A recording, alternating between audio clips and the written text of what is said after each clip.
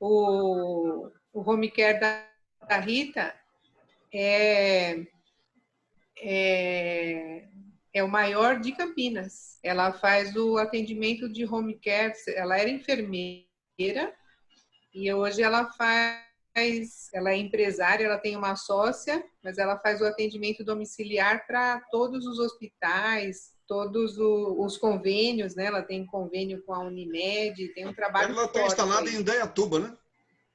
Ela tem agora uma nova instalação aqui em Campinas, no Taquaral, que vai também ser um day hospital. Puxa Menina, vida. ali é fera, viu? Aí, João, Taquaral, João. Tá vendo? Mais perto para você, João. Com certeza. Tá vendo? Então, eu também já estou no caminho aqui. Agora que eu estou observando aqui, Mariângela, você falou da camisa verde do Vilney, mas o Ponte Pretano ali, o último dos Pontes Pretanos, está de verde também. Então, em minha homenagem. Minha homenagem. É isso aí, não é Guarani, não. Chegou a Thaís. Boa tarde, Thaís. Seja muito bem-vinda.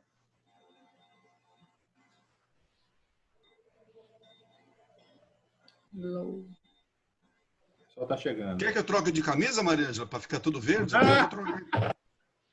A Thaís. Não, aqui hoje já não adianta mais. Fica para a próxima. A Thaís também não está de blusa verde. Também. Vocês já estão todos com ponto negativo. Quem tem ponto positivo até agora é o João e o Vilney. Vai ficar em DP, vai ficar em DP. Vai ficar em DP. A Thaís está em Itatiba. Itatiba, né, Thaís? É, Itatiba. Itatiba? Uhum.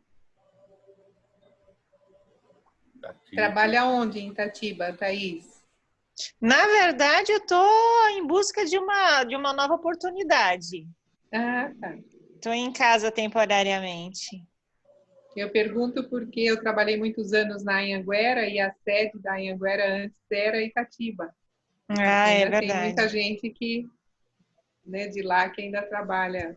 Ô, Mariângela, mas qual o nome da cidade onde tudo começou? É Leme? Leme e Pirassununga são as primeiras unidades, né? Mas tudo começou, Leme, a né? mantenedora sempre foi Itatiba. Tudo começou ali. Eles são moradores, né? O Poli e o Carbonari são moradores de Itatiba. E quando as prefeituras de Leme e Pirassununga ofereceram para eles as áreas para abertura das unidades, eles abriram as unidades lá e a mantenedora continuou sendo em Itatiba. Só em 2001 que a mantenedora veio para Campinas e depois em 2007, mais ou menos, foi para Valinhos. Entendi. Boa tarde, Divani, seja bem-vinda. Augusto também, boa tarde. O Renato. Boa tarde, Augusto já esteve ontem conosco, né? Parabéns, Augusto. Augusto esteve. Augusto é... Ponta firme. É isso aí.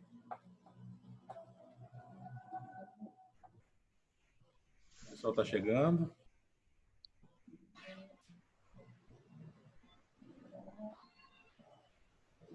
Não, mas a Anhanguera não nasceu em Leme? Isso que o Pedro... A Anhanguera não é... Então, mas era a faculdade, né? Mas o escritório central, a mantenedora, sempre foi Itatiba. Sempre foi. De Itatiba, eles abriram a primeira Leme e Pirassununga simultaneamente.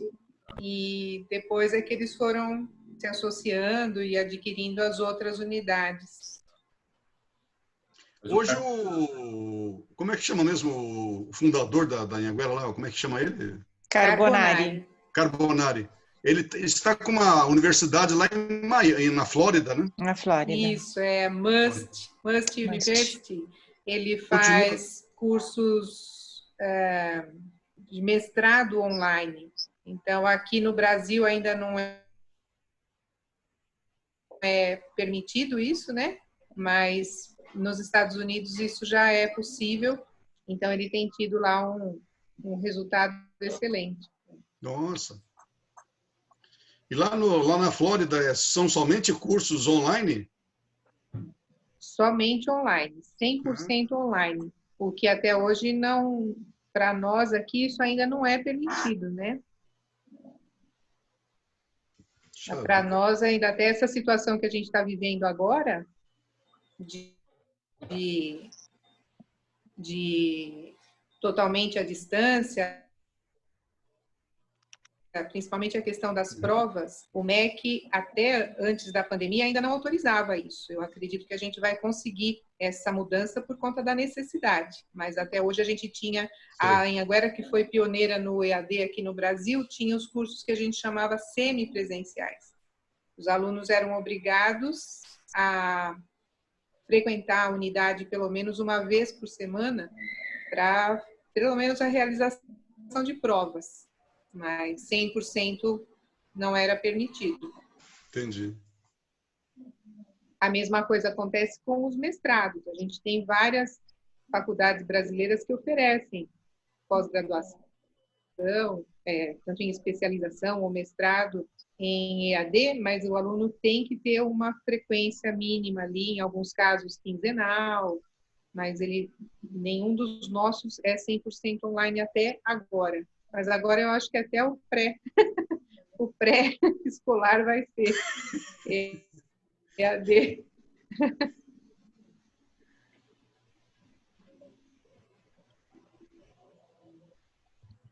A Niara já... Niara está por aqui? Não, estou A falando... Niara está fazendo EAD, né? Justamente, ela já está vivendo isso. A Niara está em Londrina. Ela já está vivendo isso com as crianças dela. De que série são os alunos dela? Criança, eles chamam de toddler. São crianças de 3, 4 anos. Puxa, meu Deus! Então, ela faz aulas quase todos os dias. Manda musiquinha, faz uma atividade com eles. E aí as mães dizem que não aguentam mais ver a Niara tocar, porque as crianças ficam pedindo para repetir a aula o dia inteiro. Sinal que ela está atingindo o objetivo. Porque o que eu ouço da maioria dos pais é que os pais não estão conseguindo manter a atenção das crianças, né? Ela diz que é demais. Na hora que ela desliga... diz que as mães ficam falando que a criança não quer desligar, fica chorando, tá com saudade da teacher. Nossa! Que legal, que legal. É difícil para eles entenderem, né? Para a gente né? Para eles é muito mais. Mas eu acredito que é um novo aprendizado que nós estamos passando. Apesar de tudo, apesar de todos os problemas e toda a situação, é um aprendizado que ninguém imaginava passar por isso, né? Então, a gente está vivendo uma nova situação e aprendendo muita coisa nova. Eu lembro de muitos anos atrás, não que eu seja velha, apesar do Pedro ter dito que eu vou precisar da Rita em breve. Eu tô de olho. Muitos anos atrás eu fiz um curso. Eu fiz um curso de Ikebana e era um japonês que dava esse curso e ele comentava que foi em função da guerra, da atômica, que eles se abriram para o mundo, porque eles eram extremamente fechados, mas precisaram de ajuda, então eles vieram para o mundo. E eu guardei isso comigo. Eu acho que tudo que a gente passa, mesmo que seja complicado no primeiro momento, tem uma razão de ser. Aliás, o tema que a gente tem para abordar hoje, eu abordei esse mesmo tema numa turma em fevereiro e era uma outra realidade. A gente, quando falava do 4.0, parecia uma realidade distante, a gente não sentia necessidade de alguns elementos e hoje esses elementos já são não só necessários, são fundamentais. O próprio ensino à distância, desde 2004, 2005, que a Anhanguera começou os estudos para a implantação do EAD no Brasil. Mas uma das grandes questões que tornava o curso ainda pouco aceito pela maioria das pessoas era a falta de necessidade. A gente via que na Bolívia foi onde esse formato pegou mais rápido.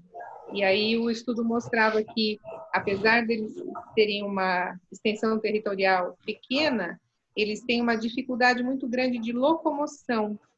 E por conta da dificuldade de locomoção, o ensino à distância virou, né? Aqui conosco, não. As pessoas têm facilidade de chegar nos lugares e têm desejo de conviver com as pessoas, né? Então, as primeiras tentativas de implantame nacional, o ENAD... Está aparecendo já, Mariana. Eu estou movendo para cima e ele está indo para baixo. Agora está, primeira tela, né? Isso, perfeito. Muito bem. Então, nosso assunto hoje é Revolução 4.0. Boa parte desses assuntos já tem sido bem discutido em todos os vídeos que a gente tem visto no YouTube, nas aulas aí. E para a gente dar um pano de fundo para ele, eu pus esse pano azul, que eu acho que o pano de fundo azul fica melhor. O pano de fundo para a gente entender por que chamamos de Revolução 4.0, começou pelas diversas revoluções que a administração passou. A primeira revolução foi a Revolução Mecânica, era um momento em que as pessoas saíam de trabalhos braçais, como a agricultura, e passavam, então, já para máquinas precárias dentro do que a gente conhece hoje, mas que com certeza geraram um impacto naquele cenário. Logo depois disso, teve a Revolução Elétrica, que deve ter trazido uma movimentação ainda maior, porque a força da eletricidade unida aí às máquinas, com certeza, trouxe uma mudança nos conceitos dessa sociedade, trouxe uma mudança na forma de trabalhar, na forma de entender as coisas. Uma das questões que fica bem clara com relação a isso, já era até parte da terceira revolução, mas é a indústria do Henry Ford. A trajetória do Henry Ford como empresário teve uma mudança radical por conta da eletricidade.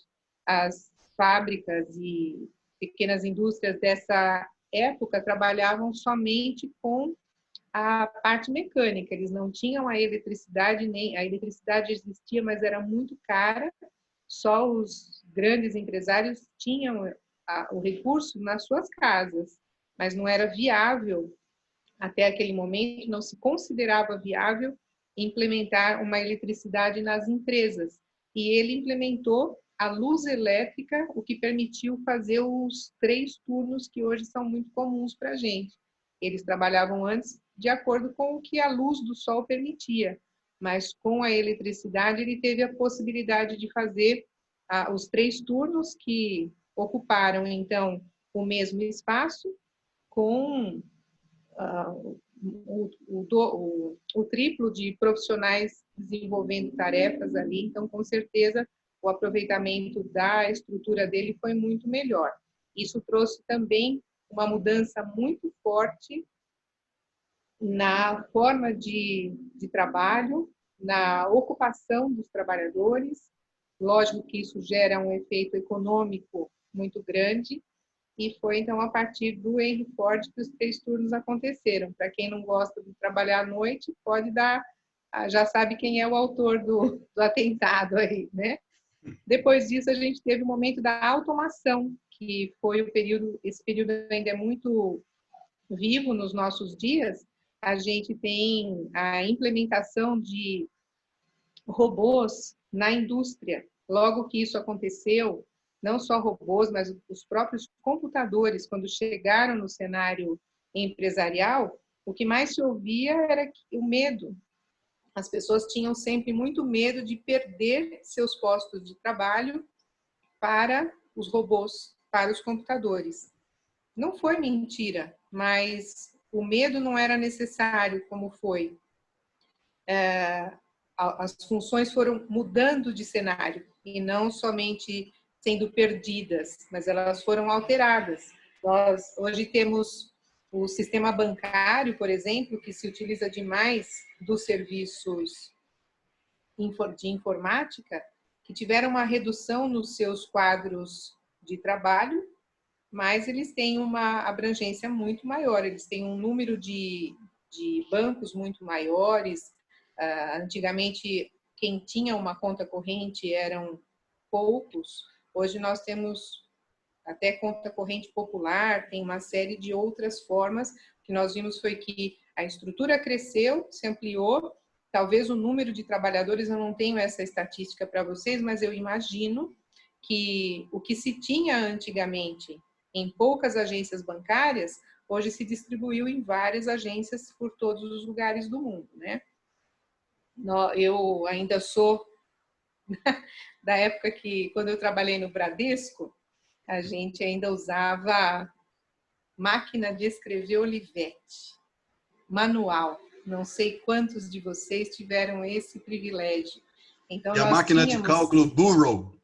É isso, ela mesma. Aquela manivelazinha lá. Manivelinha. E nós tínhamos salas imensas com pessoas abrindo contas correntes, preenchendo documentos com as máquinas de escrever. Hoje isso não é necessário, você abre a sua conta corrente a partir de um aplicativo, não é você mesmo. Então é natural que aquela equipe que ficava datilografando numa sala gigante está em outras ocupações. Está talvez nas agências menores, não sei quantos de vocês se lembram do tamanho que as agências bancárias tinham. Tinham andares, setores imensos, com vários profissionais em cada um dos seus setores. Isso mudou. Hoje você vê uma agência pequena, vê um autoatendimento, que também não existia, mas tudo em proporções físicas muito menores. Um maior volume de pequenas agências distribuídas pelas cidades. E a partir daí, desse cenário que a gente já vinha sofrendo grandes mudanças, é que a gente começa a viver a Revolução 4.0, que é a quarta revolução industrial, que hoje se utiliza especificamente da inteligência artificial. O que isso mudou na nossa vida? Como é que isso impacta na nossa vida? E eu falei sobre esse assunto para uma turma que eu dei aula em fevereiro, e em fevereiro essa realidade era muito distante. Hoje, por conta da pandemia, essa realidade já faz todo sentido para nós todos. O que a gente tem de mudanças com a inteligência artificial nos dando novas possibilidades?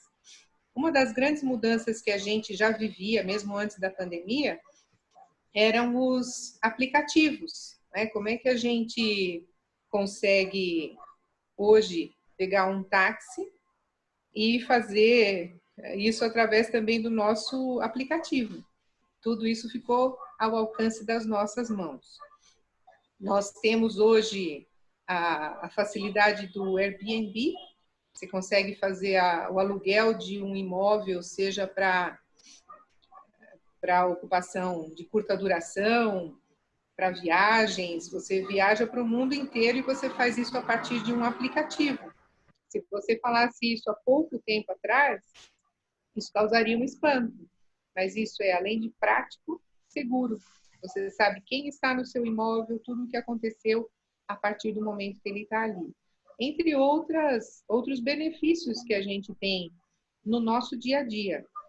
Nós temos a inteligência artificial hoje podendo ser implantada até para você abrir a persiana do seu apartamento, para você ligar a sua cafeteira. Hoje já tem cafeteiras que você conecta no seu celular e a hora que você quer um café, você dá um comando, a cafeteira faz o seu café.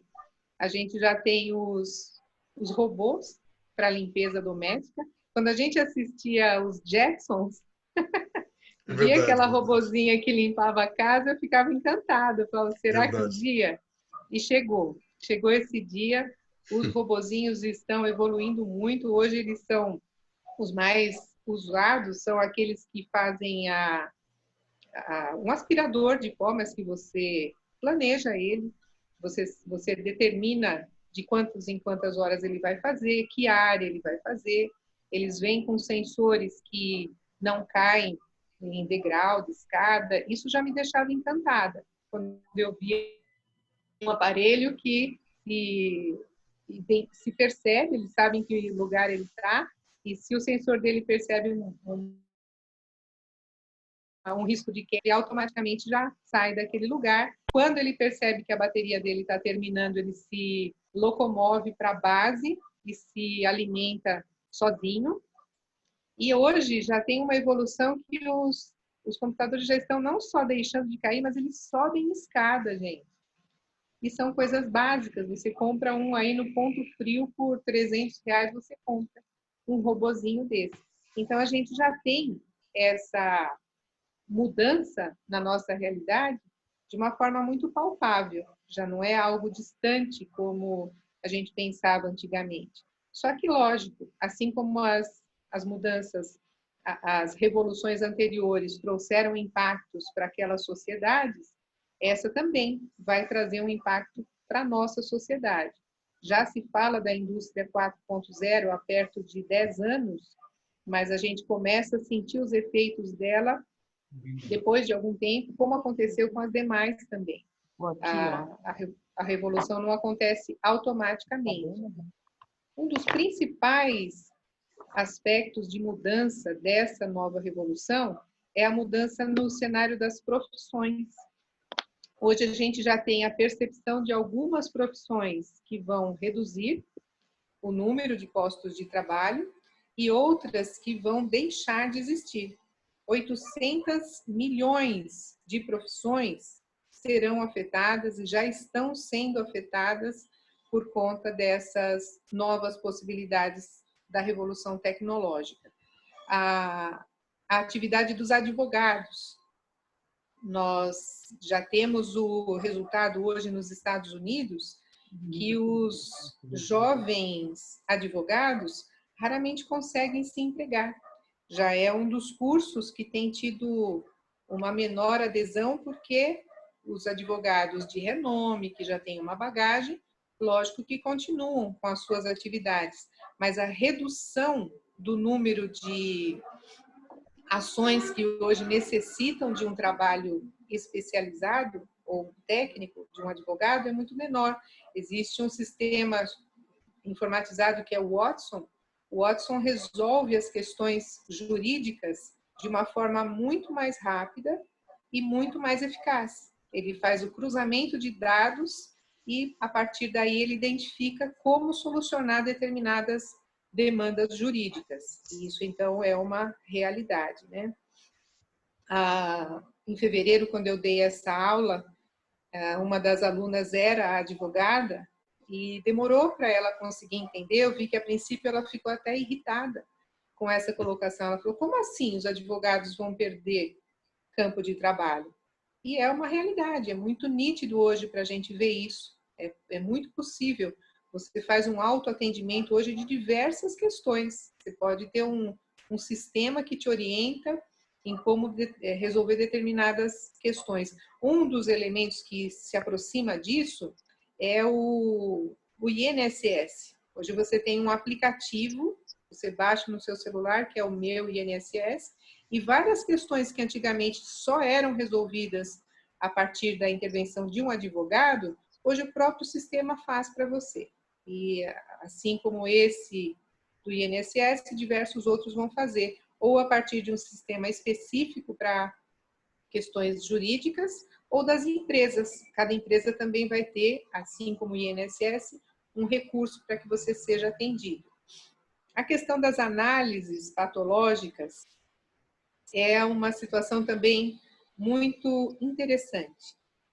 Hoje, na nossa situação atual aqui, nossa realidade nova, você tem alguns aplicativos que te orientam sobre os sintomas, os possíveis sintomas do COVID. Mas isso vai muito além, não é só um atendimento. Nós vamos ter em pouco tempo, em alguns países isso já existe, a partir do nosso celular, nós vamos ter a leitura da nossa íris, a leitura da nossa digital, e o exame de sangue não mais necessariamente vai ser como para quem é diabético e hoje faz a leitura da glicemia, ainda tem que fazer o furinho no dedo, né? E colocar o sangue ali naquele equipamento, que também já foi uma evolução, porque antigamente as pessoas só faziam isso junto dos médicos, né? Mas a partir dessas novas tecnologias, essa leitura vai ser feita a partir dos nossos celulares. Assim como a gente lê um QR Code, a gente vai ler a íris e outras formas aí de identificar anomalias patológicas, não só do diabetes, mas outras diversas. Além disso, a gente já tem determinadas áreas da cirurgia que se utilizam basicamente de sistemas informatizados.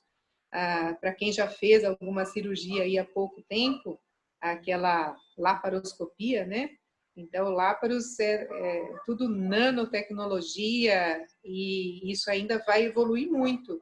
As cirurgias que nós já fazemos já são muito melhores perto de poucos anos atrás, mas ainda há a possibilidade de que essas cirurgias sejam menos invasivas ainda. Hoje você já tem a necessidade de cortes muito diminuída por conta da laparoscopia, mas tem hoje uma possibilidade maior ainda de que até o cuidado de alguns tumores, já existem alguns sistemas que eles disponibilizam dentro do corpo do paciente algumas cápsulas, essa cápsula vai fazer a distribuição aí do medicamento, ao invés do paciente oncológico, por exemplo, ter que se locomover até um hospital para fazer uma quimioterapia, ele vai ter essa químio a partir de um equipamento que vai ser implantado no corpo dele, que vai liberando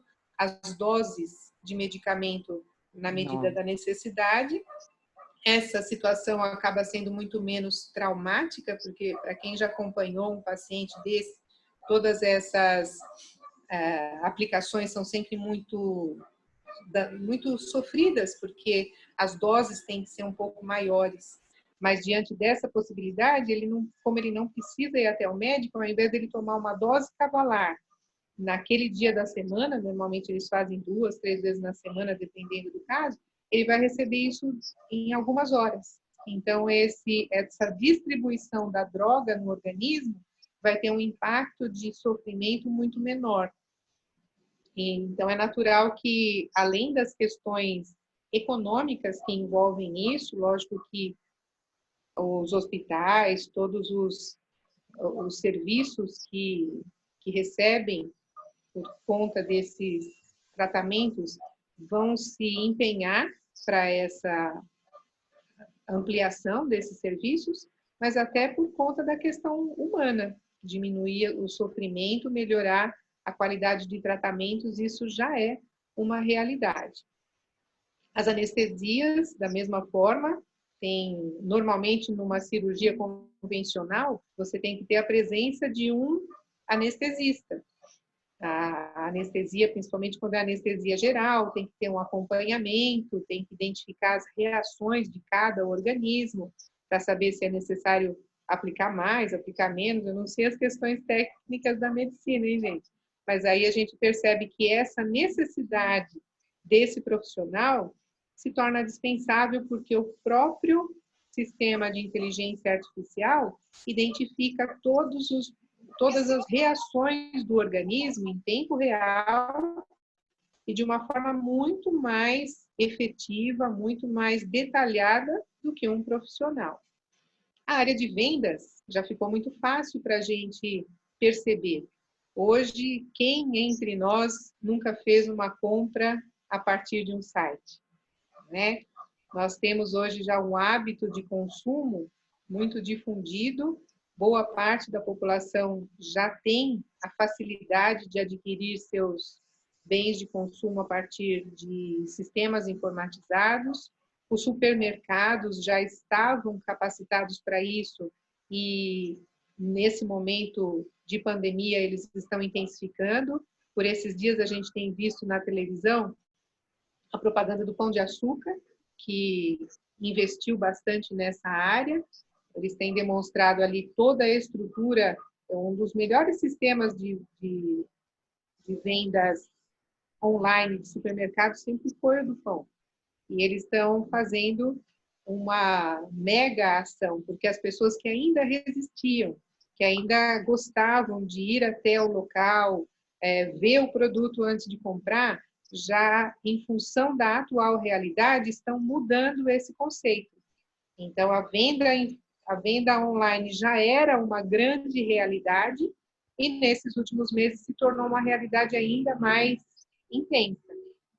Hoje, você pode comprar todo o produto que você quiser por um sistema online. A segurança da comercialização é muito grande, todo o amparo que se tem para isso é muito grande, lógico que sempre tem aí alguns comerciantes, vamos chamar, que não têm credibilidade, mas o que também existe nas lojas físicas. Mas o número de lojas físicas deve diminuir drasticamente. Nós, de novo, quando em fevereiro eu falei sobre isso, as pessoas falaram, acho que já chegou num equilíbrio, porque tem o público que vai querer comprar online, mas tem o público que vai querer comprar presencialmente. Só que, diante da pandemia, com a obrigatoriedade do fechamento do comércio, o que já tem acontecido é que algumas empresas que já tinham a intenção de reduzir os seus pontos de atendimentos físicos já têm essa possibilidade. A Renner anunciou há pouco tempo atrás, logo no início da pandemia, que ela não vai retornar com as lojas físicas, mesmo depois do encerramento da quarentena. Isso é uma realidade que, como a gente falou, né, todo esse aprendizado que a gente tem, sempre tem seus benefícios. Agora, para uma loja ou para uma rede como a Renner, simplesmente dizer nós não vamos mais ter lojas físicas, impactava, num cenário de 2 meses, 3 meses atrás, numa questão social. Não é possível se entender uma empresa demitir tantas pessoas. O número de pessoas que ela precisa para uma estrutura online é infinitamente menor do que uma estrutura física. E a demissão dos profissionais não se justificava. Hoje ela já se justifica.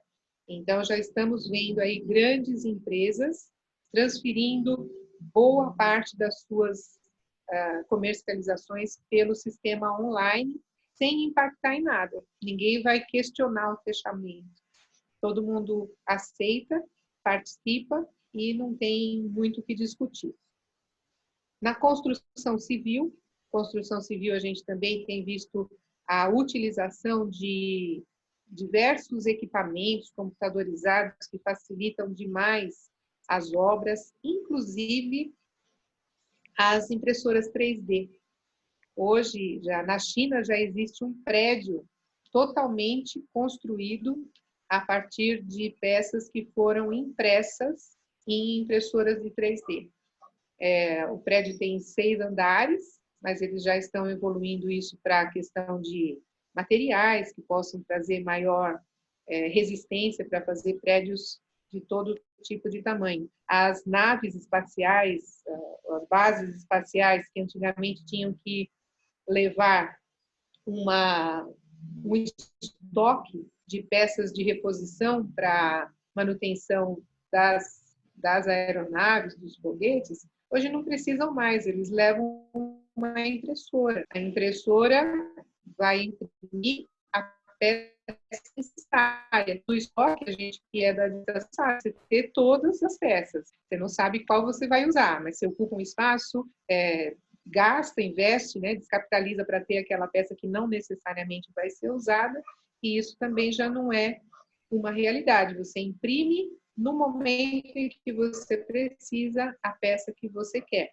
Você vai imprimir tênis, muitas das indústrias de tênis hoje já têm esse recurso, os tênis já não são mais manufaturados, né? Não tem a presença humana para costura, para todos os detalhes que a gente costumava ver. Algumas já estão imprimindo e em pouco tempo o nosso celular vai ter o recurso de que você vai tirar uma foto, vai escanear o seu pé 3D e você faz um calçado na sua impressora.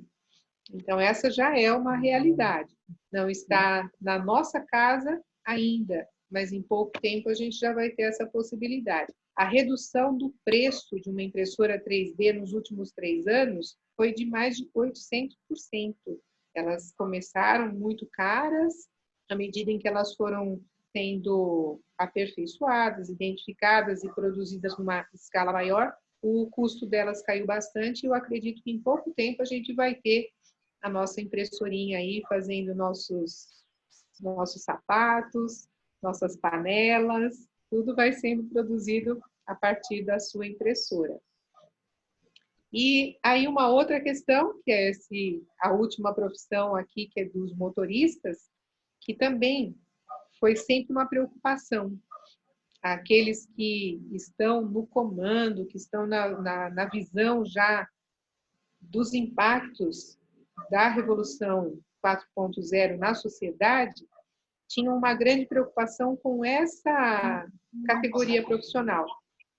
Nós passamos, há pouco tempo atrás, pela greve dos caminhoneiros. Creio que todos vocês se lembram de como isso foi preocupante, né? A gente tinha a paralisação do abastecimento dos supermercados, todo o impacto que isso gerou no abastecimento dos postos de gasolina.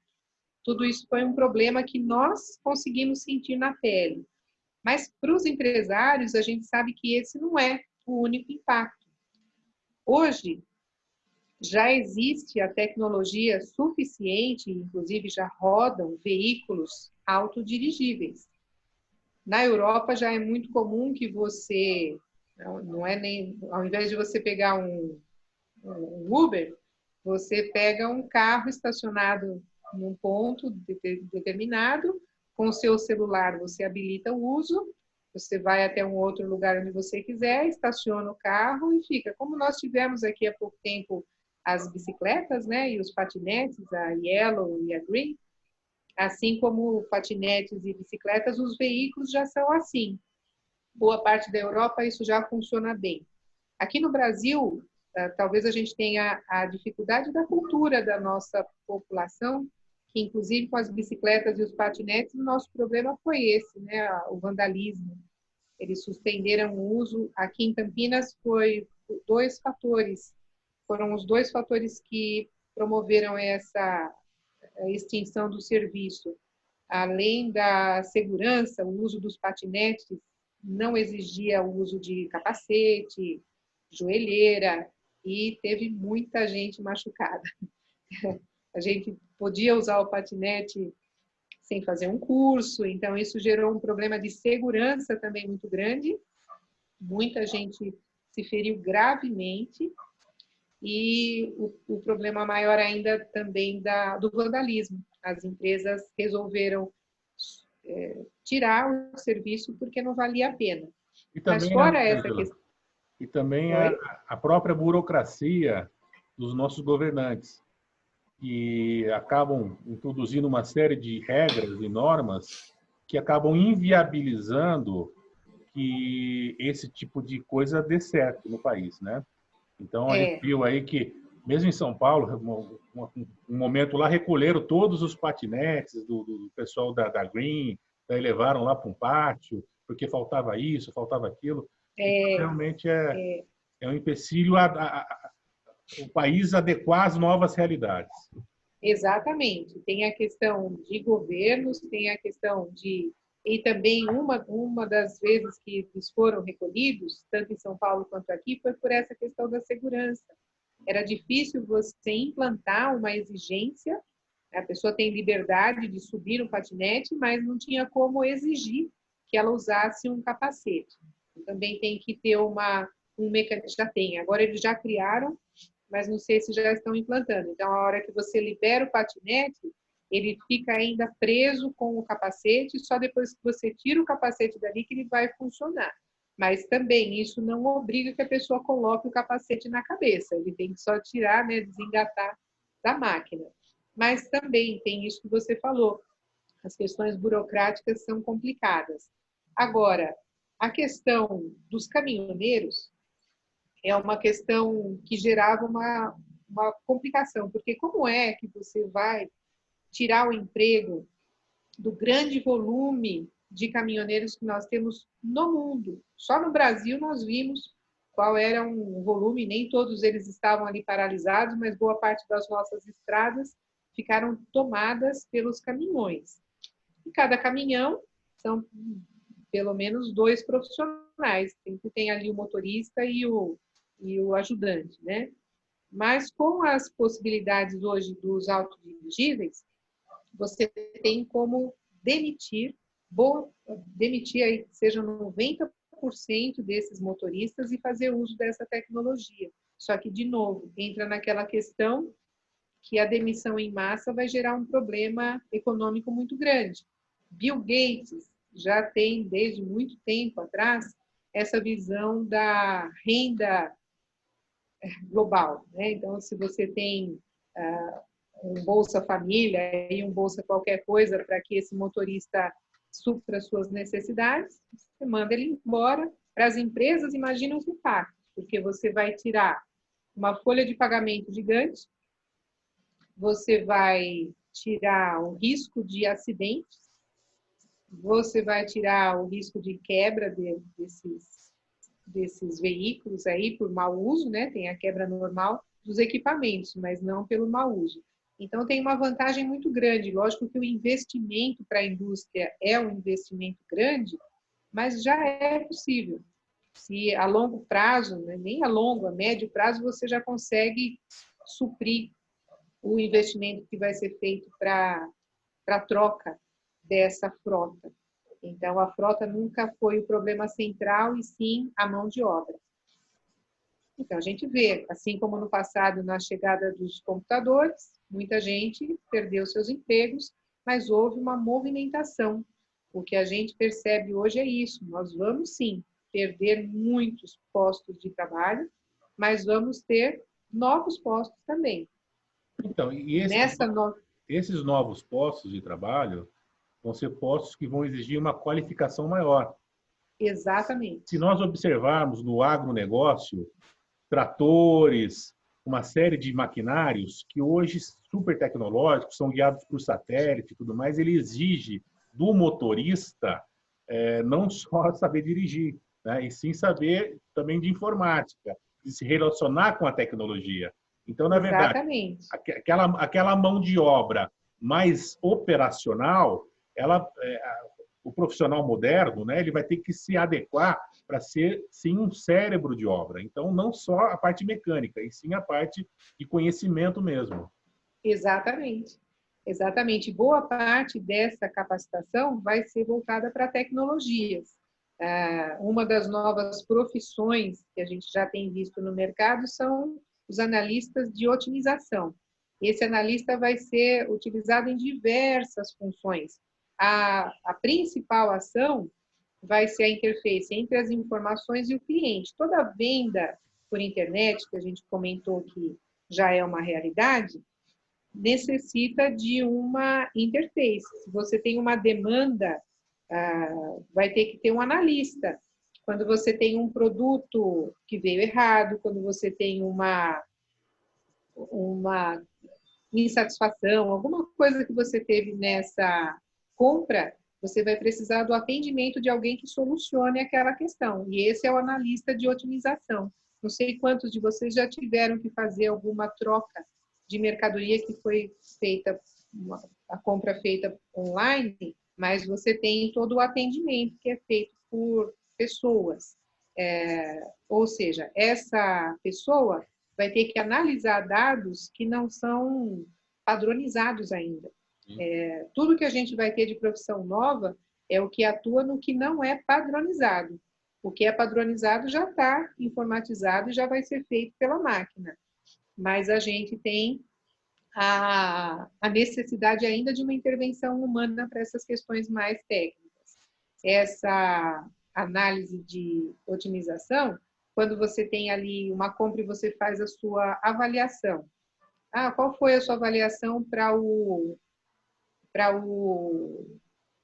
prazo de entrega? Todas as notinhas que a gente dá ali de avaliação vão sendo identificadas por esse analista de otimização e ele vai minimizando as insatisfações. Então, é também uma nova profissão, não existia antes. Inclusive, esse analista, ele vai se relacionar com esses sites de reclamação. Por exemplo, Isso. o Reclame Aqui, que é o mais conhecido, né, no Brasil.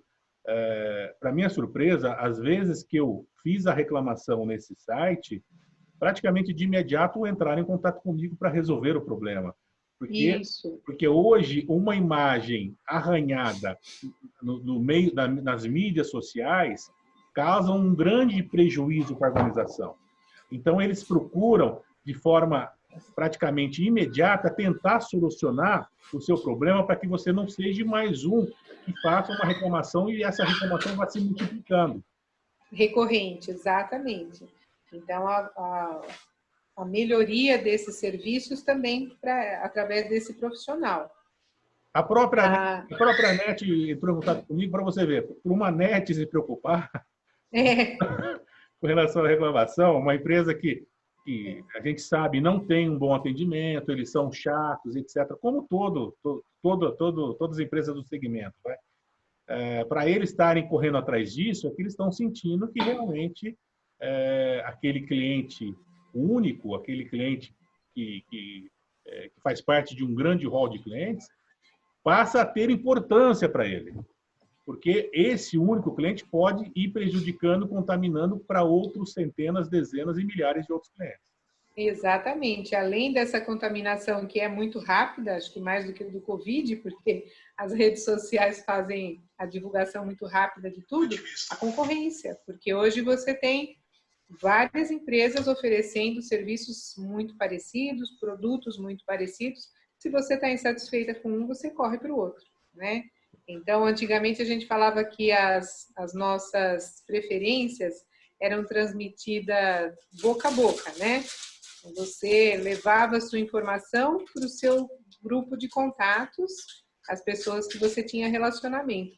Hoje não, você joga isso numa rede social e você está com a boca no mundo. Não é mais nem a boca no trombone, né? O trombone hoje ficou muito mais amplo, você chega em lugares que não chegaria antes e a sua reclamação pode ser danosa demais. Então, é bem rápido, tudo isso muito rápido. Ainda na área farmacêutica que a gente falou, a gente vai ter o bioquímico de nanotecnologia, que já hoje nas faculdades de medicina já se estuda a nanotecnologia, e esse farmacêutico vai desenvolver medicamentos a partir dos resultados da inteligência artificial. A inteligência, assim como essa interface que a gente falou das redes, ou dos canais de vendas, também da realidade dos medicamentos no organismo. Hoje, um teste, não sei quantos já participaram, já viram alguém que participou de algum teste para identificar a reação de um medicamento. Tem pessoas que são voluntárias, tem pessoas que são pagas pelos laboratórios para experimentar as drogas novas no seu organismo para identificar essas reações. Isso já não vai mais ser nesse... Inclusive do Covid. Já estão recrutando pessoas para se contaminarem para fazerem experimentos de medicamentos. Exatamente. E assim como essa, para várias outras doenças. Vai lá, Pedrão, vai lá. Se contamina lá para ver se o medicamento... Contamina. Gente, eu estou torcendo para me contaminar e não ter sintomas. Já pensou ficar imunizada sem ter tido sintoma? Vai ser show de bola. Mas tem gente, por exemplo, um paciente terminal. De repente, uma pessoa tem uma doença, é paciente terminal. Existe uma nova droga que não foi ainda testada ou não é reconhecidamente eficaz, essa pessoa pode se colocar como voluntário para isso. Nessa nova realidade, não vai ser necessário isso.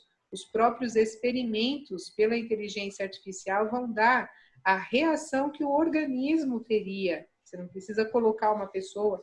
Hoje também foi exatamente isso que boa parte dos ativistas que cuidam aí, os defensores dos animais, que bateram pesado na década passada, na indústria farmacêutica, principalmente na cosmetológica, que fazia os experimentos em animais. Então, hoje é muito comum que a gente veja nas embalagens dos cosméticos sem experimentos com animais, porque esse experimento já é possível fazer pela inteligência artificial. Você simula uma pele, simula um sistema sanguíneo e você faz a aplicação dos medicamentos, das drogas, dos cremes, das maquiagens para entender qual vai ser a reação dele num organismo verdadeiro. E antigamente boa parte fazia isso em animais, o que gerou aí uma comoção dos defensores dos animais. E exigia um investimento, lógico que tudo isso necessita de um investimento, e aquilo que a gente falou, tudo que vira necessidade acaba acontecendo, né? A indústria de cosméticos demorou muito tempo para investir nisso, não porque fosse algo tão caro, mas eles já estavam tão habituados a sacrificar animaizinhos para fazer isso, que era como se fosse um nada, né? Só quando alguém despertou, falou, não, animal é vida, tem que ser respeitado, não vai ser tratado assim. Eles tiveram que correr atrás, investir, e hoje boa parte das indústrias já traz essa informação nas embalagens, e quem não traz acaba ficando para trás. Olha, gente, fizemos um trocadilho.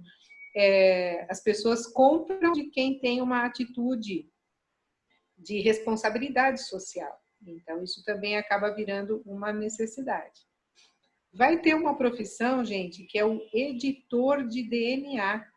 Olha só, hoje nós já temos alguns tratamentos para durante a gravidez, quando se identifica alguma anomalia no feto, você já pode fazer alguns tratamentos para recuperação do bebê antes dele nascer.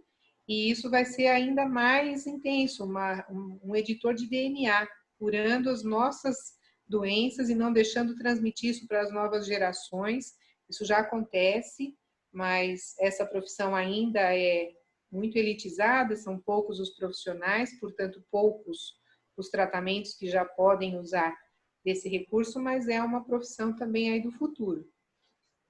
Os médicos que vão perder suas ocupações aí nas cirurgias já têm campo de trabalho para trabalhar.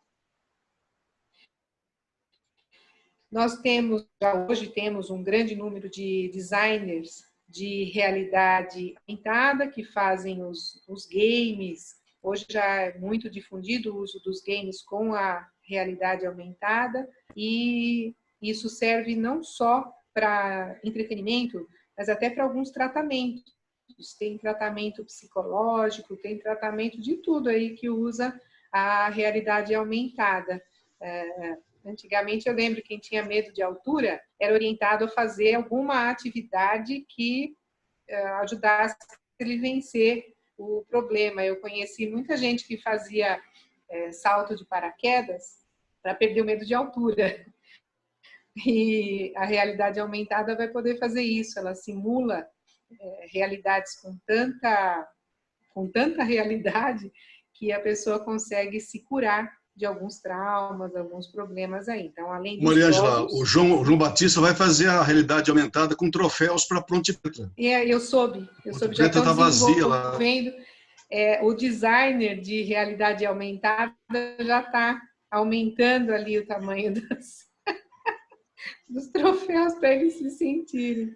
Eu vou ficar quieta porque eu sei que daqui a pouco vão falar do meu mundial, então eu vou era a próxima abordagem. Sim, mas o próximo... abordagem, você me cortou. E o próximo também eu vou me colocar em rascada, porque eu vou no design de impressão 3D e você vai lembrar do meu mundial também, né? Mas então, a gente falou até do 3D, que a gente vai imprimir tudo, inclusive comida, gente. Olha só, a gente vai imprimir todas as coisas a partir de uma impressora 3D. Tem coisas que, para mim, pelo menos, não sei para vocês, mas é difícil a gente entender antes da gente ter essa realidade mais palpável, é difícil. Imprimir um calçado, imprimir um vestuário, uma peça, comida. Essa que eu te falei, a dificuldade que eu ainda tenho de entender. Não sei se isso vai ser a partir de... Eu lembro quando eu era criança que a gente gostava de comprar o que eles chamavam de comida dos astronautas. Eram pílulas de nutrientes, então eram basicamente pílulas para a gente se nutrir.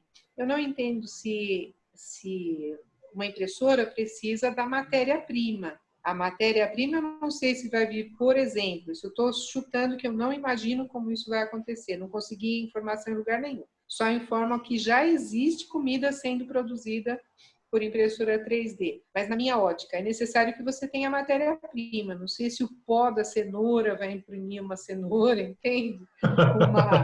Você vai ter que ter, vai partir de algo. Para você imprimir um tênis, você tem o plástico, você tem a borracha, você vai ter a matéria-prima que proporcione isso. Eu entendo que para a comida vai ser igual.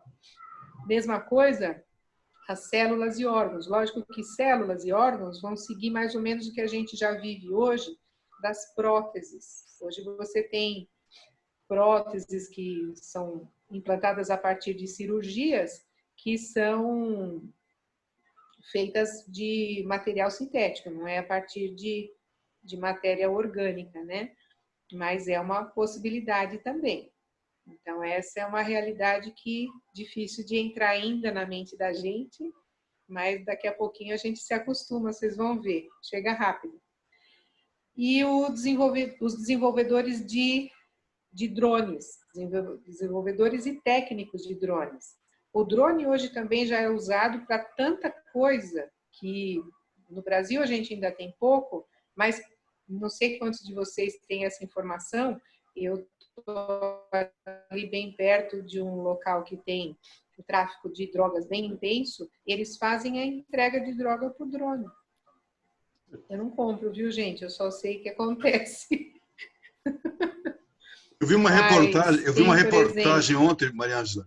Eu vi uma reportagem ontem à noite que em Belo Horizonte eles estão já experimentando a entrega de alimentos, pizza, tudo por drones. Estão esperando só a autorização da aeronáutica, por causa do espaço aéreo. Exatamente. No Brasil, de novo, o que o João falou, ainda tem uma questão burocrática. Mas tem nos Estados Unidos uma empresa que vende suco de laranja, só. Suco de laranja por drone. O cara está milionário. Lá eles têm uma facilidade maior de implantação. Possibilidade existe. Equipamento para isso já existe. Logo no início do governo, a gente ouviu falar sobre os drones que viriam de Israel, que fazem também a vigilância, fazem a segurança. Então, hoje um drone também tem essa capacidade de você levar ele com uma arma num ponto de necessidade de criar uma segurança ali, você não coloca a vida do policial em risco e ele tem a precisão exata para saber em quem ele deve atirar e como ele deve atirar para ser eficaz. Então, com uma bala só, eles vão fazer resultado, acho que nem bala, né? Eu sou antiga, ainda quero mandar alguns drones desses para Brasília. Exatamente. Já pensou que beleza? Uma limpeza geral. Mas os drones hoje são usados, por exemplo, na agricultura. Eu ainda sou da época que a gente tinha nos livrinhos a cartilha lá, o Caminho Suave, a gente tinha aquele desenho do espantalho, né? Que ficava no meio da plantação, espantando as pestes. E hoje isso se faz a partir de drone, não só para espantar, mas para distribuir os agrotóxicos. Essa facilidade aí também diminui o número de pessoas que precisariam fazer uso, mesmo grandes plantações que hoje usam aeronaves, usa aviãozinho aí para fazer a distribuição dos agrotóxicos, não vai precisar. Imagina você não ter que ter um piloto, não ter que ter uma aeronave e ter drones. Então, você vai ter a profissão de quem desenvolve drones e os técnicos para esses drones. O Augusto mandou uma mensagem falando que o drone no Congresso em Brasília seria uma beleza. O Augusto Amato mandou aí um chat aí. Gente, eu sonho com esse momento. Tem também os bem cheio, bem lotado. Bem pontual. A gente já sabe os endereços, né? É só colocar em prática, que já está tudo traçado. O planejamento já está traçado. Acho que quando acontecer esse dia, o dono do drone vai falar assim: drone, vai para Brasília e Maia. Bota fogo, né? Vai falar, drone, bota fogo. Bota fogo. A planilha, é isso aí. Nossa, me fazer até chorar de emoção. Uma profissão também muito interessante, o estrategista de Big Data. Hoje, Big Data é o grande volume, né, de informações. Eu fico imaginando quanta informação existe hoje de dados que, não sei se isso tem uma limitação, isso eu não consigo alcançar. Mas toda a coleta e interpretação desses dados feitos pela máquina precisam de um analista. Diferente daquele analista de otimização que tem um ponto central, mas esse estrategista de Big Data vai atuar nas informações, não sei quantos de vocês já fizeram isso, se você está perto do seu celular e você fala uma coisa, fala Big Data, daqui a pouco você vai pegar o seu celular, ele já tem no Google uma pesquisa para Big Data sem você pedir. Já é um recurso dos smartphones. Mas quando você faz uma pesquisa, você coloca lá no seu Google, Botafogo, ele depois vai começar a mandar para você todas as notícias do Rodrigo Maia. Tudo que você coloca na sua rede social, no seu e-mail, tudo que você pesquisa ou que você manda um e-mail para alguém, você pesquisa uma loja de tênis, por exemplo, você vai lá e pesquisa Netshoes. Dali a pouco, quando você abre a sua rede social, você começa a ser bombardeado com informações sobre tênis. Então, isso é recurso de Big Data. Big Data sabe, falar, Mariângela gosta de comida japonesa. Então, minhas redes sociais, meus e-mails, tudo que eu abro, vem propaganda, desconto, anúncio, tudo relacionado ao assunto que me faz interesse, que me causa interesse. E o Big Data vai fazer isso para a gente. Inclusive, Big Data...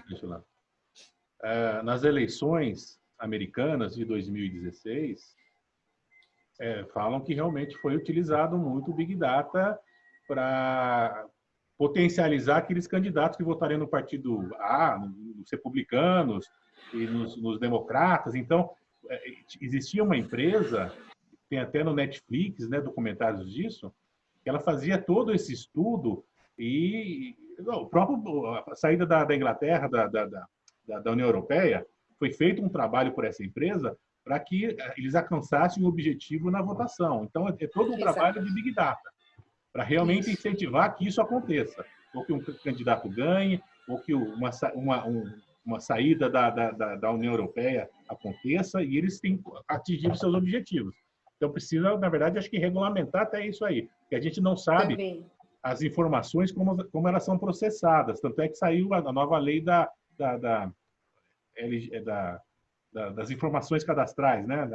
Isso. Então, essa lei é justamente para prevenir que os nossos cadastros, como o Facebook fez, não sei se vendeu ou vazou, né, para esse tipo de empresa, justamente para facilitar esse entendimento com o consumidor. Isso mesmo. E alguns recursos já são manipulados, vamos dizer, de forma correta, né? O Facebook hoje consegue identificar os seus hábitos de consumo e nos Estados Unidos já tem um site, um aplicativo que chama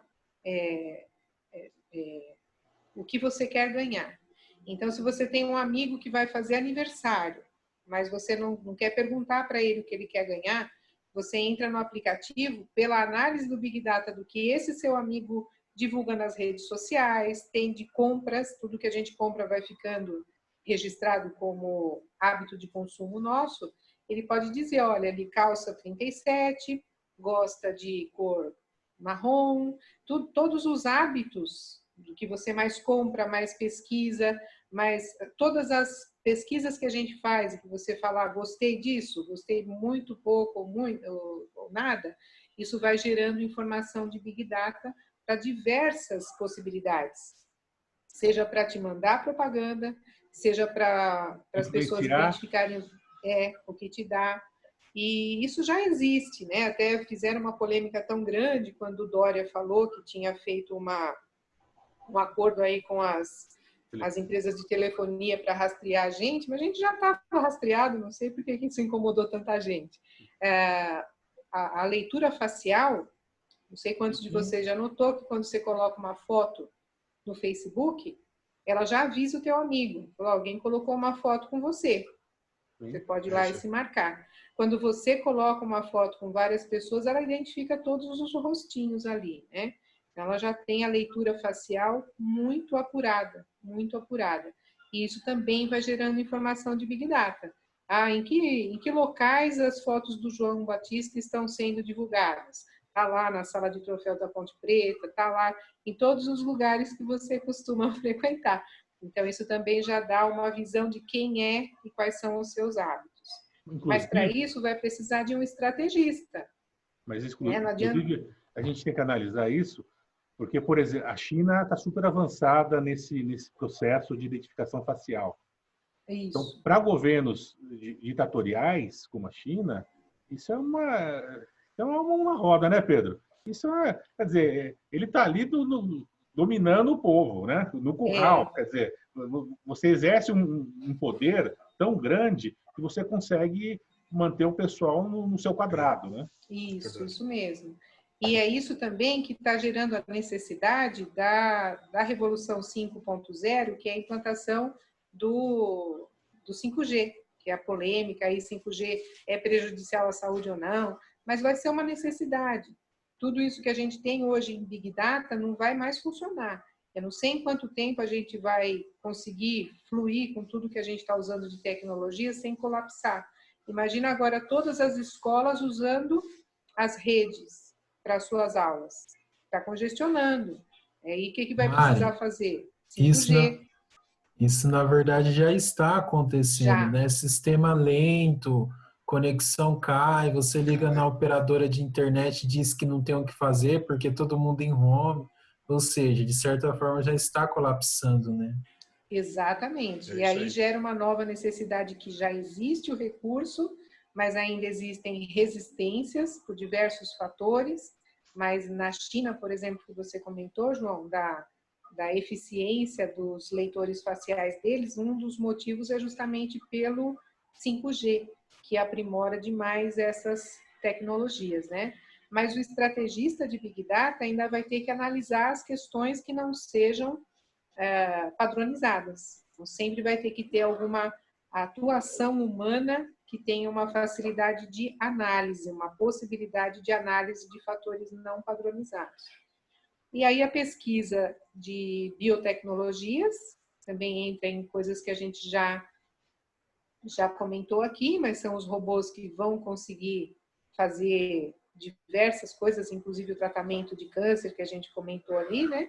E outros tratamentos. Hoje, quando você faz um cateterismo, faz como é que chama? Stent, né, Pedro? Você já tem um stent aí. Stent. Vai ser feito a partir de nanotecnologia e não vai precisar mais das cirurgias que faziam no passado. Muito legal, né? É bem legal. Uma realidade que também a gente já está vivendo, professor, tutor e conteudista, todas as plataformas que existem aí precisam de atualização constante, de produção de aulas, produção de material didático, então o professor talvez perca, talvez não, com certeza vai perder postos de trabalho nas salas de aula, mas tem essa outra frente aí, com um número muito menor e uma capacitação maior, como o João já tinha falado no início, né? Tem que ter uma capacitação para o uso das tecnologias, para os diversos retornos aí que precisa. E isso tem que ter uma atualização muito, muito constante. Se a gente perceber, as pioneiras no ensino à distância acabam ficando com suas plataformas com cursos desatualizados. Então, ela vai ter que ter um trabalho constante. Esses dias visitei a plataforma da Fundação Bradesco e eles criaram alguns cursos à distância que são novos. E os cursos que são para padrão de ensino médio, são cursos de padrão técnico. Mas o curso deles está infinitamente melhor do que alguns de faculdades de renome. pela atualização. Então, não era nem o objetivo ser melhor do que um curso de pós-graduação, mas eles estão com conteúdos muito melhores, talvez não do ponto de vista de conteúdo, mas da questão técnica. Então, isso também vai precisar, esse professor tutor e conteudista vai ter que ir atualizando. À medida em que a tecnologia nos permite coisas mais avançadas, a gente vai ter que usar. Você não consegue hoje prender a atenção de um aluno se não for por meio de tudo que a tecnologia consegue oferecer.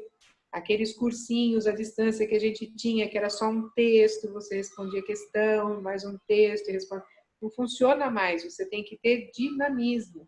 Então, você vai envolver nesse conteudista, inclusive as competências de gamers. Empresas hoje que fazem cursos,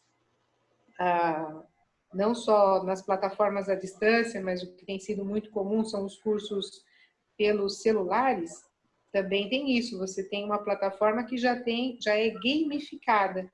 Se você vai colocar um questionário para o aluno, não é só um questionário fixo, ele vai ter ali um jogo, ele vai jogar com a máquina para ver se ele ganha. Então, tudo virou game. Esse conteudista não é só criar ou traduzir conhecimentos, mas é também criar regras, mídias e os hologramas aí para ir trazendo essa realidade.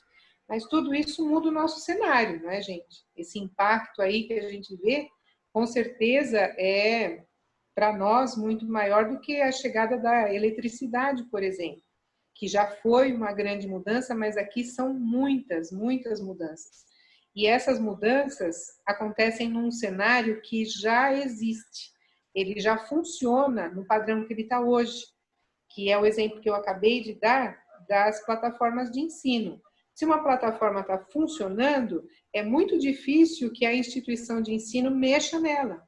Tem ainda aquela velha percepção que a gente tem, que time que está ganhando não se mexe, não se altera, mas a gente vai ter que ter essa alteração constante, porque as novas concorrências vão se abrindo muito rapidamente.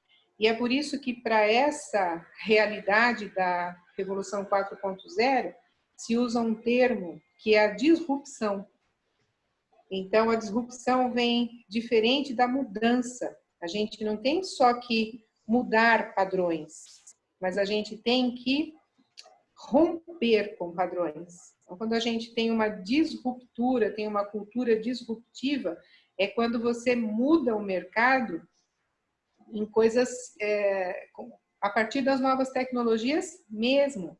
Um exemplo fácil da gente entender isso é a atual realidade das escolas. Já existia tecnologia para as aulas à distância, mas não existia necessidade.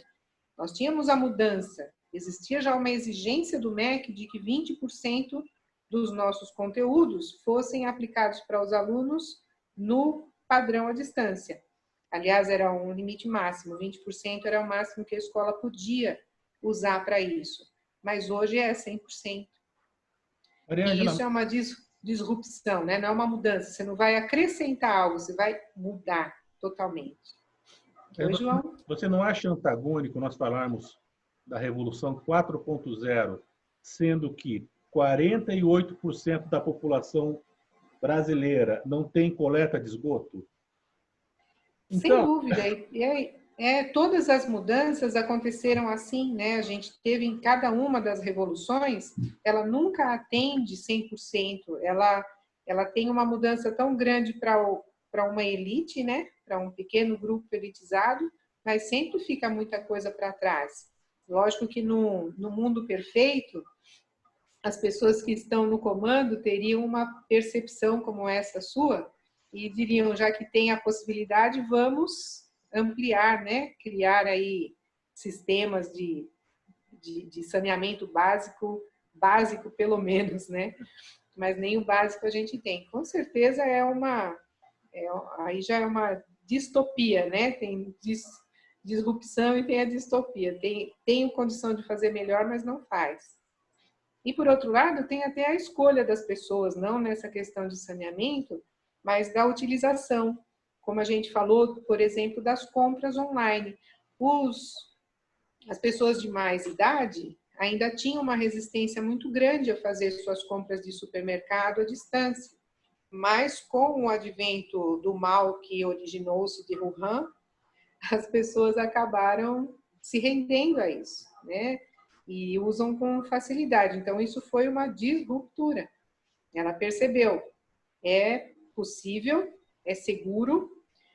A questão da segurança, eu acho que é uma coisa que sempre impede muito as mudanças. Eu me lembro que o meu sogro trabalhou na Bolsa de Valores, tinha facilidade em mexer com tecnologias, apesar da idade já avançada, mas quando eu comecei a usar a internet banking, ele falava para mim, você tem coragem? É perigoso. E se tiver uma movimentação errada, né? Eu falava, olha, seu Domingos, pode ser, está sujeito, é lógico que está sujeito, mas é uma obrigação do banco manter a minha segurança.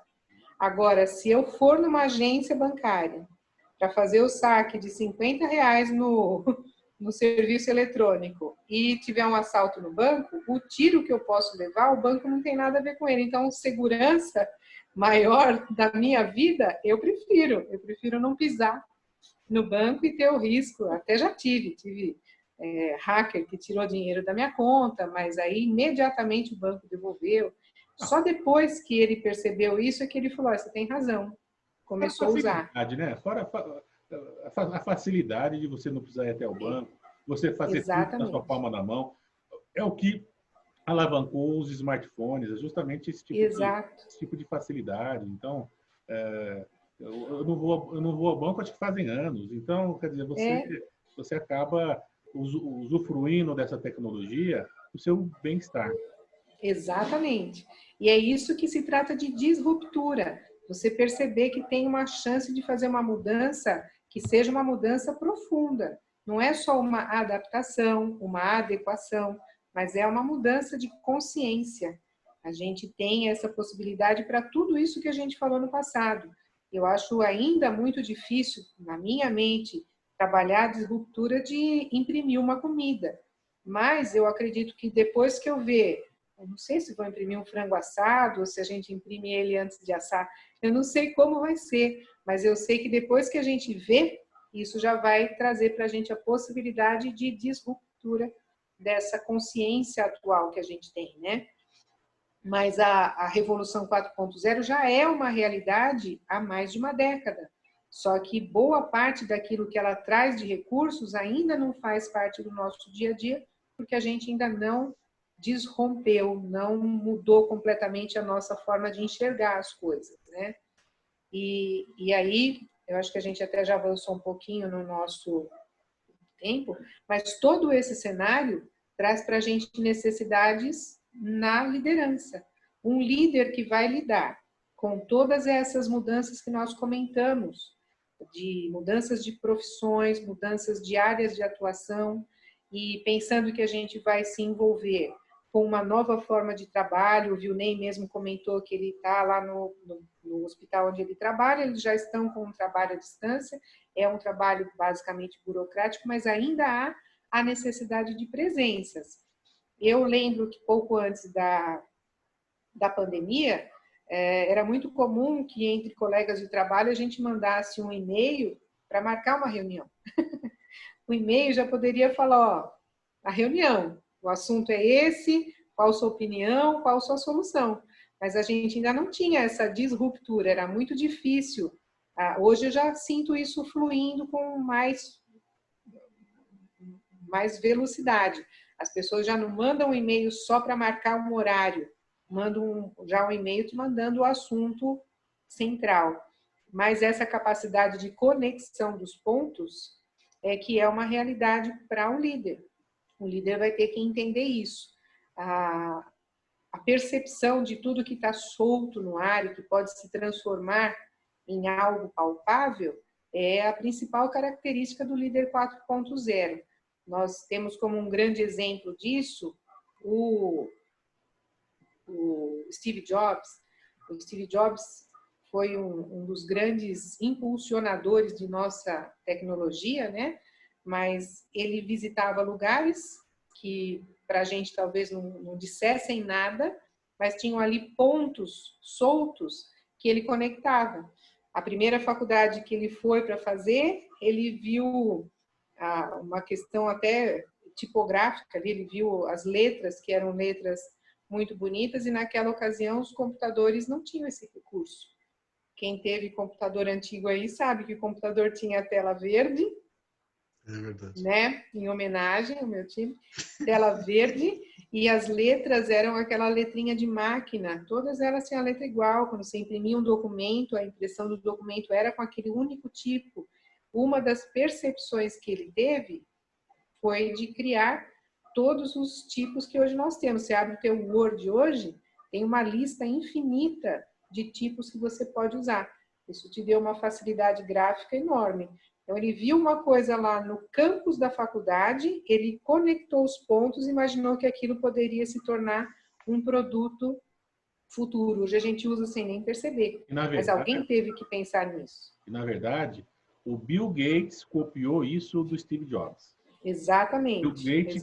Bill Gates pegou a ideia do Steve Jobs e do jogou Macintosh. Jogou no Windows isso. Então, realmente, ele fez um Ctrl-C, Ctrl-V. Isso. Até a gente falava antigamente dos japoneses, né? Falava que os japoneses não criavam nada, mas eles copiavam tudo e diminuíam o tamanho. Então, tudo que fazia, eles faziam com tecnologia melhor, peso menor, o consumo de matéria-prima menor, mas eles cresceram tanto também por conta disso. Souberam ter a conexão desse ponto, não de ser o grande inventor, mas de aproveitar o que já existe ao seu redor. E a capacidade do líder hoje vai ser essa. Por quê? A gente vai ter profissões diferentes, áreas de atuação diferentes, com pessoas iguais. Nós ainda vamos ter a necessidade de lidar com várias gerações. Não sei quantos de vocês têm no seu ambiente de trabalho o número enorme aí a heterogeneidade das gerações. Antigamente, as pessoas se aposentavam mais cedo, saíam do ambiente de trabalho mais cedo, então você não tinha um grupo tão heterogêneo como tem hoje. A gente tem isso hoje em sala de aula, em ambiente de trabalho, você tem objetivos diferentes de cada um desses profissionais por conta do seu perfil. E o papel do líder, nesse momento, é tirar o melhor de cada um. É fazer a conexão desses pontos também. Então, eu tenho que saber em que local colocar uma pessoa que tem determinada habilidade, em que local não colocar uma pessoa porque ela não tem essa afinidade. Esse sempre foi o papel do líder, mas hoje isso é mais acentuado. Então, é perceber o que pode ser feito e perceber quem pode fazer e quem pode fazer melhor. Uma das grandes características do líder da atualidade é a aprendizagem rápida e profunda. Todos os livros que a gente tem sobre liderança vão te falar sobre o líder especialista e sobre o líder generalista. Tem alguns momentos em que um é o mais cotado no mercado, o outro é o mais cotado. O líder 4.0 é a união dos dois. Ele tem que ser especialista do ponto de vista de se aprofundar no conhecimento, mas ele tem que ser generalista na visão ampla para todas as características que estão ao redor. Piorou, né, líder? Vejo que aí é o grande desafio, porque você não pode só conhecer superficialmente um monte de coisas. Você tem que conhecer o mais profundo que você consiga de várias coisas. Então, esse é o grande desafio. Não, eu sou bom só jogar tênis. Não, você tem que saber jogar tênis, jogar basquete, jogar futebol. E tem que ser bom. E ter uma média legal em todos. Não adianta você só ser bom em basquete, mas ser péssimo nos outros. Então, é esse o contexto do novo líder. É isso. E a facilidade hoje de capacitação é muito maior por conta da tecnologia. Eu, por exemplo, amo cozinhar. Eu amo cozinha. E antigamente você tinha que ir atrás do livro Dona Benta para ver a receita e tentar fazer. E hoje não, você abre o teu YouTube, você vê receita de qualquer coisa que você queira ver e não é um livro, é uma pessoa fazendo. Então você se aprofunda na capacitação daquilo. E em todos os outros assuntos você tem. Você faz hoje um curso, eu sempre tentei fazer inglês em escola convencional, não conseguia. Num curso à distância eu estou conseguindo resultado. Então você tem mecanismos que facilitam o seu aprofundamento no conhecimento dos diversos assuntos. Então, para você ver, né? Só um adendo. Das receitas. Minha irmã localizou a receita do pavê do Amor aos Pedaços, né? É R$200 o quilo, né? É um absurdo. Isso. De caro. Daí deu para uma boleira, fez igualzinho, pagando 25% do preço. Então, é justamente está tudo na internet. Se a pessoa souber, tiver a competência de fazer, a receita... aos pontos. Viu, Pedrão? A receita está lá, Pedrão. Não compra mais bolo no Amor Pedaço, você vai ser roubado. Isso mesmo. João, mas você podia me convidar para comer o bolo que a sua irmã fez, pô. Concordo, concordo. Acho que tem que fazer. Assim que o Dória liberar a gente para circular, vamos marcar esse pavê do Amor aos Pedaços ainda, Júnior. Por enquanto é só para ver. Só para ver. Naquele comentário que você falou do time que está ganhando não se mexe, que é um conceito ultrapassado, eu tenho um exemplo clássico disso, viu, Pedro? A Kodak, em 1975, ela desenvolveu a câmera digital. Em 1975. E em 2012, ela deixou de fabricar. Justamente no momento em que o Facebook comprou o Instagram e as câmeras digitais começaram a explodir.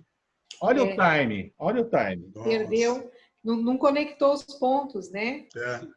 Isso, ela era líder de mercado, ela foi ela que mais vendia papel fotográfico. Mas não quis e alguns até disseram que é porque eles não perceberam que podia mudar o perfil do negócio, porque o que eles mais ganhavam era com a venda do papel fotográfico. E qual é a característica da máquina digital? É não usar, não revelar as fotos. Então, eles entenderam que seria uma perda, abortaram ela em 2012, e aí ela começou a ter um resultado maior na mão de outras concorrentes, né? Sem dúvida. Foi isso. Foi o time que estava ganhando, achou que não devia mexer, não mexeu e perdeu. Né, Pedro? Então, a própria Blockbuster, né? Que alugava filmes, era uma grande agência de locação de filmes, jogos e vídeos. Com a chegada da Netflix, encerrou suas atividades, né? Quer dizer, o streaming da sua casa, você vai lá, você assiste, acabou, não precisa alugar fita, rebobinar. Antes era até rebobinar, né? Quando era... tinha até multa quando a gente entregava sem rebobinar, lembra? Exatamente. Quando eu falo isso em sala de aula, a maior parte dos alunos nem sabe, porque isso já passou pelo menos 10, 15 anos que isso já não existe, né? E era uma realidade. E quantas grandes empresas, aqui em Campinas a gente tinha, além da Blockbuster, tinha uma daqui da região, acho que era Mega Mil, não sei, eles tinham muitas lojas. E tinha consultor que falava para o dono da Mega Mil, muda de setor, esse setor está acabando. Eles não acreditavam. Então, é essa disruptura que precisa fazer. A pessoa precisa acreditar na mudança. Quem não acredita fica para trás. Mas o importante também, viu, Pedro? Thaís, é você ser um líder ético, né? Porque se nós pegarmos um exemplo, Arthur Andersen, que foi uma das Big Fives no mundo, uma empresa de centenária na relação de auditoria. Tradicionalíssima. Ela quebrou por uma falcatrua do balanço da Enron, né, que é outra empresa de energia nos Estados Unidos, e encerrou. Quer dizer, a falta de ética é muito prejudicial quando os gestores ou o líder não atua de maneira correta. Então, é importante que nós tenhamos consciência que é fundamental estar no nosso DNA como gestor, como profissional, como amigos, como pai, como filho, a ética. Exatamente. Que entra também um pouco nesses dois últimos pontos que a gente tem aqui, que é o engajamento, senso de propósito. Hoje você não consegue engajar uma pessoa, uma equipe ou um grupo de clientes se você não tiver essa ética que você comentou, João. As pessoas hoje estão em busca disso e aquilo que a gente falou não é mais o boca a boca. a informação passa muito rápido, é boca no mundo. Então, se você não tem uma atitude ética, você rapidamente perde tudo, perde rápido. Então, é muito importante a gente perceber isso. Quando a gente fala de engajamento, antigamente era muito comum a gente falar sobre motivação, não deixa de ser, mas é algo mais profundo. Nós, antigamente, tínhamos uma facilidade maior na motivação, até por o que nós já comentamos, não tínhamos uma divergência tão grande de propósitos. As pessoas tinham, normalmente, uma mesma geração dentro de um ambiente de trabalho. Hoje nós temos objetivos diferentes, pelas gerações diferentes, você vai encontrar desde o Baby Boomers até a geração Z, tudo junto. Então, qual é o propósito de cada um deles e como eles vão ser engajados? É importante a gente perceber isso e trabalhar isso não só numa visão de motivar as pessoas. A motivação tem um tempo de vida, mas o engajamento é o que vai fazer a pessoa ter segurança, ter ética, trabalhar com uma percepção de que ela é útil para a empresa, ela tem um propósito, mas a empresa também é útil e tem um propósito para ela. É importante a gente deixar isso muito claro, e o papel do líder 4.0 é descobrir isso. Ele vai ter que também conectar esses pontos, entender como é que ele vai despertar isso nas pessoas que estão ali trabalhando. E esse despertamento vem a partir da empatia, da flexibilidade e da resiliência. São os 3 pontos que sempre foram fundamentais para um líder, mas que hoje também têm que ser abordados de uma forma mais profunda. Uma pesquisa que foi feita agora, no início de 2020, com grandes líderes de grandes empresas a nível mundial, reclamavam que os seus líderes não tinham preocupação com suas vidas pessoais. Antigamente, isso não ia refletir em nada. Sabe o que refletiu isso? As empresas chamaram esses líderes para treiná-los e para procurar fazer com que eles desenvolvam uma empatia que atenda a essa necessidade. Ou seja, qual é o propósito da equipe sua de trabalho? Você, como líder, vai ter que se preocupar com isso. Eu estava vendo hoje uma reportagem que a Saraiva está fechando 7 lojas, né? Uhum. Tem 12 aí na alça de mira para fechar.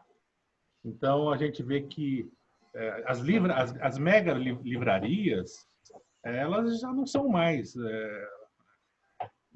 viáveis, se você analisar de maneira mais efetiva. E daí eu me lembro que há mais de 20 anos atrás, a Amazon começou a vender livro pela internet. Isso. Né, Pedro? Sim. Então, é isso aí. Então é uma disruptura você pensar que uma empresa virtual se transformou na maior livraria do mundo. É. E também não só a venda, né, João? O próprio e-book. Então, também a Amazon foi que criou. Então, o mundo digital, hoje o que falam, se você quer abrir um novo negócio, a análise que você tem que fazer é, ele vai funcionar no celular? Ele vai funcionar no meio digital? Se não for, nem perca seu tempo em fazer um plano de negócios. Mas foi isso que a Amazon fez, a partir de uma garagem. Então, eles estavam... É de novo aquela história. Grandes instituições sem atualização, pequenas instituições com o assunto totalmente atualizado que ganham o mercado. Foi o que a Amazon conseguiu. Teve uma trajetória longa aí com algumas parcerias, mas eles foram no cerne da questão. Hoje principalmente no Brasil, que a venda de livros sempre foi pequena, se comparada a outros países, logo no início da crise aqui, o que a gente já viu fechando foi a FENAC. FENAC foi embora. Era grande também, chegou aqui com mega estruturas e não serve mais. Mas tem essas mudanças, não só nesse cenário, mas até naquilo que não envolve tanta tecnologia, quem não altera, quem não adapta, perde. Por exemplo, padaria. Como é que você se lembra da padaria de quando você era criança? As padarias vendiam pão, leite e um pouquinho de pinga ali para os que ficavam tomando rabo de galo no balcão da padaria. O ticket médio era do quê? 5 reais, 10 reais. Hoje, quando você entra numa padaria, aqui perto eu moro perto da Nico. A Nico tem 2 andares de uma decoração linda, com todo tipo de produto que você desejar, desde do tradicional pão, leite, mas tem ali um vinho, tem uma prateleira com os diversos produtos que você pode querer, os doces mais diversos. Então, isso se você vai com um grupo Servem de amigos, refeições. Ali, o ticket médio, Servem refeições também. Exatamente. Então, virou restaurante, empório, né? Já é uma mudança. Então, não só do ponto de vista tecnológico, mas as pessoas querem ir a poucos lugares. Você não quer ir na padaria comprar pão e leite, na adega comprar o vinho, no mercado comprar outras coisas. Você tem que ir no mesmo lugar comprar tudo. E são essas disrupturas que a gente já até vê no nosso dia a dia. Mas nem todos os empresários estão preparados. O André está me falando aqui que quando ele vai em padaria, ele deixa uma grana lascada lá. Todo mundo, né? E o pior, é quase que um assalto sem arma, porque você vai comprando, você nem percebe. Quando você vai pagar, já foi. E aí tem que pagar. Virou uma boutique do alimento, né? Exatamente. É um empório, um monte de coisa, né? Até medicamentos, alguns tem ali, né? Você acha uma aspirina, acha uma coisinha básica ali. Tem um tempo, umas coisas que foram proibidas, mas eles estão ampliando a gama de produtos. E é exatamente isso. Então, a capacidade do líder, que é o nosso objetivo aí, é principalmente pensar que a gente tem que fazer tudo o que for mais humano. Nós passamos tantos anos sendo preparados para nos tornarmos iguais às máquinas, e hoje é o caminho inverso. Hoje a gente tem que fazer o diferente do que as máquinas têm condições de fazer. Tudo que é padronizado vai ser feito pela tecnologia. E tudo que depende de análise, depende de percepção, depende de decisões novas, não só decisões padronizadas, mas novas, é o papel do líder e saber tirar das pessoas o melhor para alcançar esses resultados. É isso, pessoal. Pessoal, alguém tem alguma pergunta? A Mariângela está aí à disposição. Não sei se vocês querem comentar alguma coisa. Eu vi que todo mundo ficou. Estouramos um pouquinho o tempo aí em 15 minutos, né? O André está dando parabéns, gostou bastante.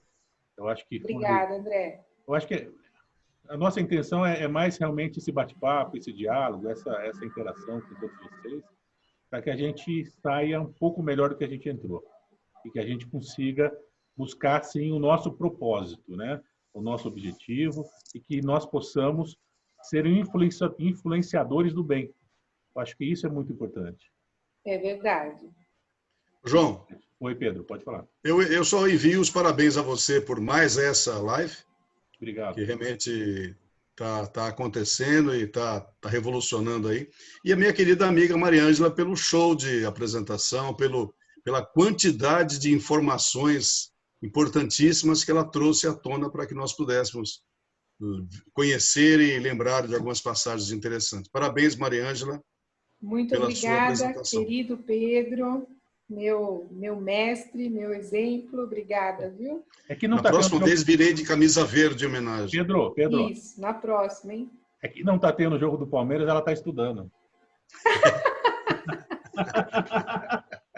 A Alessandra está comentando aqui, também gostou muito, está super contente. Nós que agradecemos a sua fidelidade, viu, Alessandra, de ter participado aí de praticamente todas. A gente agradece aí a sua disponibilidade de estar conosco.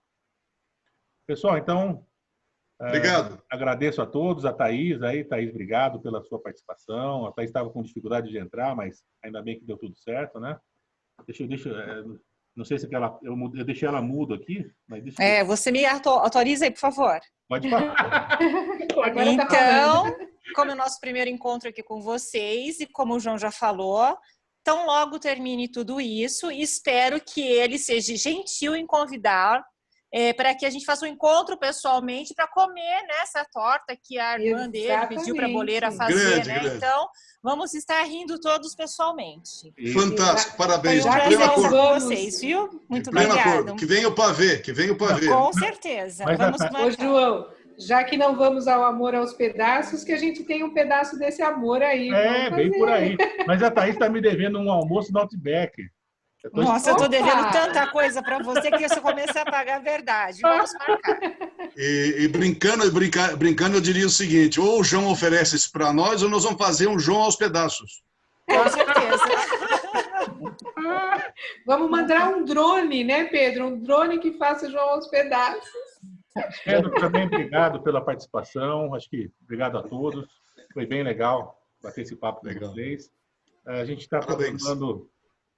O André, que está aqui conosco também, a gente está com um programa dele, acho que foi dia 21, é um tema um pouquinho mais técnico, mas muito importante, que é a retenção de impostos no âmbito federal. Ótimo. Eu acho que é um tema aí que as empresas estão com dificuldade por causa das mudanças, por causa das novas medidas provisórias e tudo mais, acho que vai ser bem legal. E uns outros temas que a Maria Ângela vai estar voltando, tem o da Bianca, a Nine in Box, que é potencial e desempenho também vai ser realizado. E é uma satisfação poder contar com vocês em todos esses eventos, tá, gente? Muito obrigado. Ótimo. Muito obrigado a todos. Obrigada pela oportunidade. Obrigada a todos os participantes. Obrigada por você ter me convidado, Mari. Aprendi muita coisa. Muitas gostoso, informações novas. Ótimo. Obrigada, viu? Para uma aposentada, isso é excelente. Muito bom. Não está morto. E o bacana de tudo isso é que, embora às vezes a gente tenha que lidar no dia a dia, né? A gente tem a prática, mas às vezes é sempre bom a gente lembrar um pouco da teoria que ajuda no dia a dia, né? Isso. Parabéns aí, Mari, pela atualização, parabéns aí pelos organizadores e sucesso. Avante! Avante. Obrigada, obrigada. Um abraço a todos. Tchau, tchau. Obrigada.